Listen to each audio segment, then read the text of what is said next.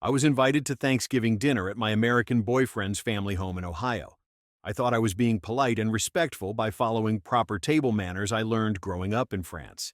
By the end of the night, his mother wasn't speaking to me, his father looked disgusted, and his sister told me I was the rudest person she'd ever met. I had no idea what I'd done wrong. I ate quietly, used my utensils correctly, and minded my own business.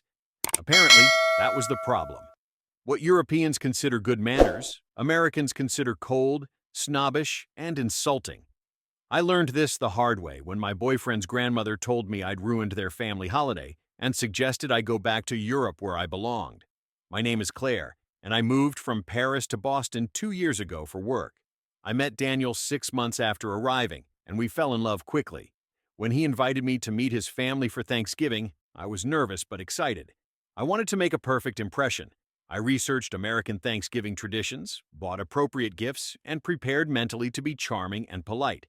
I had no idea I was walking into a cultural minefield where everything I thought was polite would be interpreted as offensive.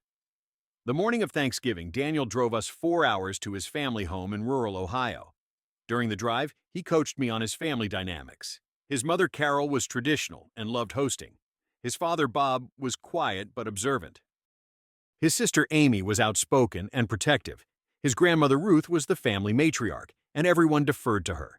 Daniel said, "Just be yourself. They'll love you." I wish he'd been more specific about what being myself would mean to his family. We arrived in the afternoon, and the introductions went smoothly. Everyone hugged me, which felt overly familiar for a first meeting, but I understood Americans are more physically affectionate than Europeans. Carol immediately put me to work helping in the kitchen. I offered politely, expecting her to decline, but she handed me a peeler and a pile of potatoes. In France, guests don't work in the kitchen, but I adapted and started peeling. While working, Carol asked me rapid-fire questions about my life, my family, my job, and my intentions with Daniel.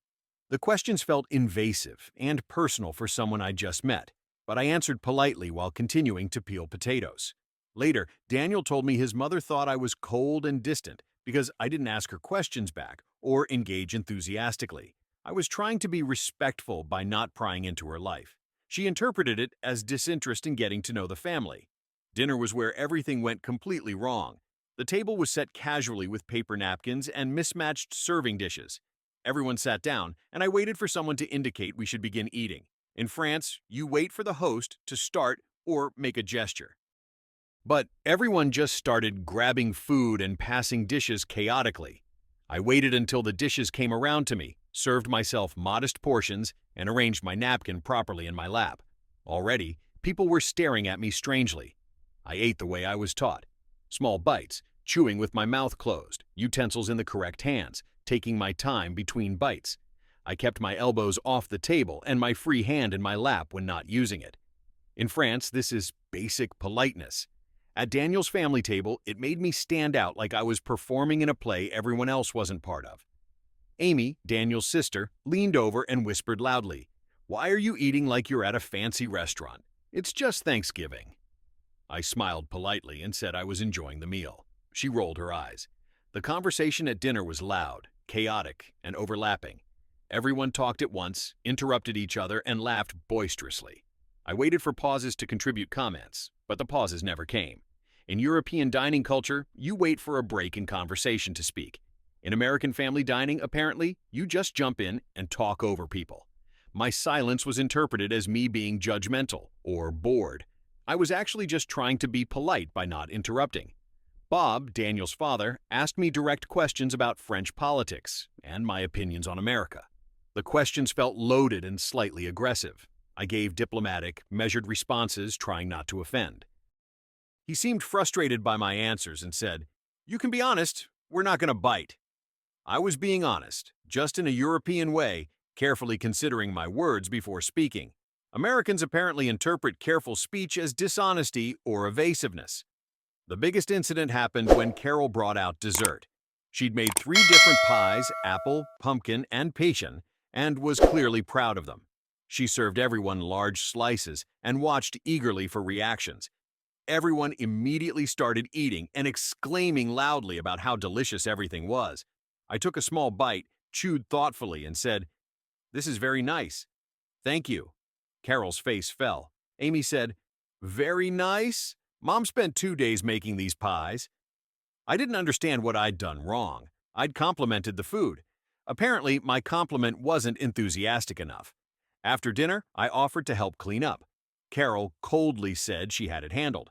I sat in the living room with Daniel's father and grandmother while others cleaned. In France, sitting while others work is normal after you've offered to help and been declined. In America, apparently, you're supposed to insist and help anyway. Ruth, the grandmother, looked at me with obvious disapproval and said, "In our family, everyone helps." I said I'd offered but was told no. She said, "You offer twice, dear. Once isn't enough." I had no idea there were rules about how many times to offer help. The evening got worse during family game time. They played a chaotic card game with lots of yelling, trash-talking, and playful insults. I participated quietly, playing my cards and following the rules. Daniel kept encouraging me to talk more, be more animated, get into the spirit of the game. I thought I was being a good sport by playing along. His family thought I was being a killjoy who was too serious and couldn't have fun. Amy finally confronted me directly. She said, "Why are you acting like you're better than us? You've barely talked all night. You eat like you're at a formal dinner. You didn't even compliment Mom's cooking properly, and you just sat there while we cleaned up." I was shocked. I tried to explain that I was following the manners I was taught and didn't mean to offend anyone. She said, "Well, your manners come across as rude here. Maybe in France that's normal, but here it makes you seem stuck up and cold." Daniel tried to defend me, explaining cultural differences in etiquette. His family wasn't interested in explanations. Ruth said something that made me want to cry. She said, "Daniel, this girl isn't right for our family. She doesn't fit in. She looks down on us. I think you should reconsider this relationship." Daniel argued that I didn't look down on anyone. I was just different. Ruth said, "Different is fine. Disrespectful is not." That night, staying in Daniel's childhood bedroom, I cried while he tried to comfort me. I genuinely tried my best to be polite and respectful. Everything I did with good intentions was misinterpreted as rudeness. Daniel felt terrible for not preparing me better. He said, "I didn't realize how different French and American manners are. I thought good manners were universal. They're not. What's polite in one culture is offensive in another." The next morning at breakfast was tense. I tried to be more animated and enthusiastic, but it felt forced and fake. Carol made a comment about me finally acting normal. Amy said I was trying too hard now and it seemed insincere. I couldn't win. Being myself was rude. Trying to adapt was fake. I felt trapped in a situation where anything I did would be wrong. On the drive back to Boston, Daniel and I had a difficult conversation. He said his family thought I was cold, snobbish, and didn't make an effort to connect with them. I explained that in French culture, I was being incredibly polite and warm. We don't gush enthusiastically about food. We don't insert ourselves into conversations by interrupting. We don't help in someone's kitchen without being explicitly asked multiple times. We don't act overly familiar with people we just met. Everything his family interpreted as rudeness was me showing respect the way I was taught. Daniel struggled to understand because he'd only ever known American cultural norms. He said, "But you barely talked to my mom. You didn't seem excited about anything. You acted like you were observing us instead of being part of the family." I said I was trying not to be intrusive or overly familiar with people I'd just met. In France, that's respectful. Building relationships takes time. You don't treat someone's family like your best friends after one meal. We spent weeks processing what happened. Daniel researched French dining etiquette and was shocked to discover that everything I did was considered proper manners in France. Eating slowly and carefully, waiting to speak instead of interrupting, giving measured compliments instead of excessive enthusiasm, not insisting on helping after being told no, maintaining some formality with people you don't know well. All of it was correct French etiquette, but completely wrong for an American family gathering. I researched American dining culture and was equally shocked. Americans show enthusiasm and warmth through loud, effusive compliments and reactions. They build intimacy quickly by being overly familiar and informal. They expect guests to insist on helping even after being declined. They value animated, energetic participation over quiet observation. They interpret careful, measured responses as cold or dishonest. Everything that feels warm to Americans feels excessive and inappropriate to Europeans. Daniel called his mother to explain the cultural differences. Carol listened but remained skeptical. She said, "I understand she's French, but she's in America now. She should adapt to our customs." Daniel tried to explain that I was adapting as best I could without knowing the unspoken rules. Carol said, "The rules aren't unspoken. They're obvious. Be warm, be enthusiastic, be helpful, be friendly. How is that complicated?" For her, these things were natural and obvious. For me, they felt forced and inappropriate with people I barely knew. The relationship between me and Daniel's family remained strained for months. I sent a handwritten apology note explaining that I meant no disrespect and was simply following the manners I was taught. Carol responded with a brief email saying she appreciated the gesture, but hoped I'd try harder next time. The implication was clear. The burden of adaptation was entirely on me. They weren't going to try to understand my cultural perspective. I was the foreigner, so I needed to change. Daniel and I argued about this repeatedly. He thought I should just adapt to American customs when visiting his family. I thought they should make some effort to understand that different cultures have different norms. He said, "You're the one in America, you should adapt." I said, "I'm trying, but I can't become a completely different person. I can't fake enthusiasm I don't feel or treat strangers like close friends. That's not who I am." Christmas was approaching, and Daniel's family expected us to visit again. I was terrified. Daniel coached me extensively on American family dinner expectations. Talk more, even if it means interrupting. Compliment food enthusiastically and specifically. Insist on helping even after being told no.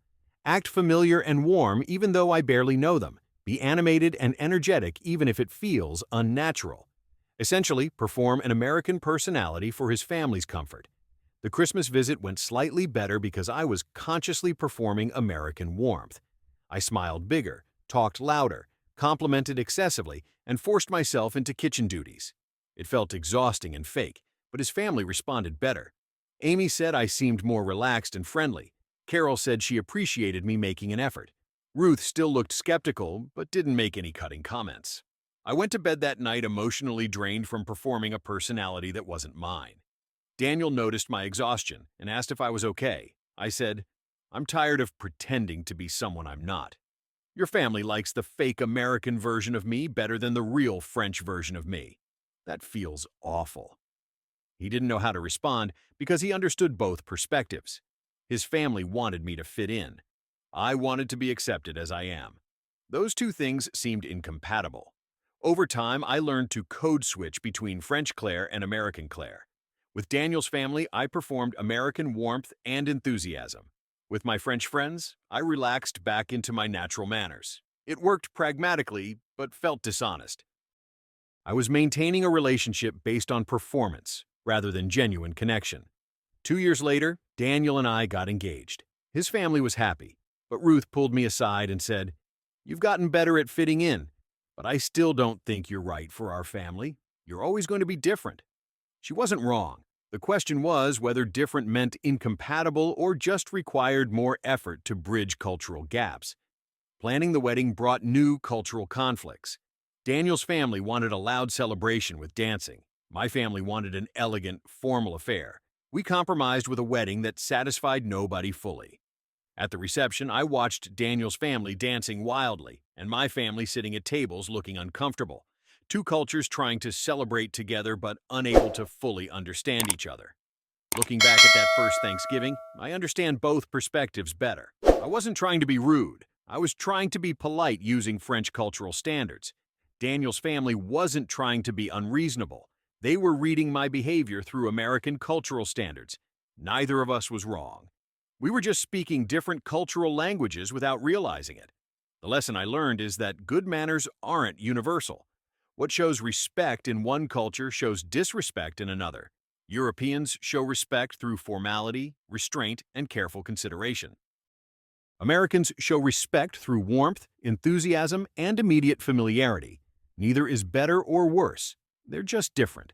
But when you're the foreigner, you carry the burden of adaptation, and that burden is heavy and often unfair.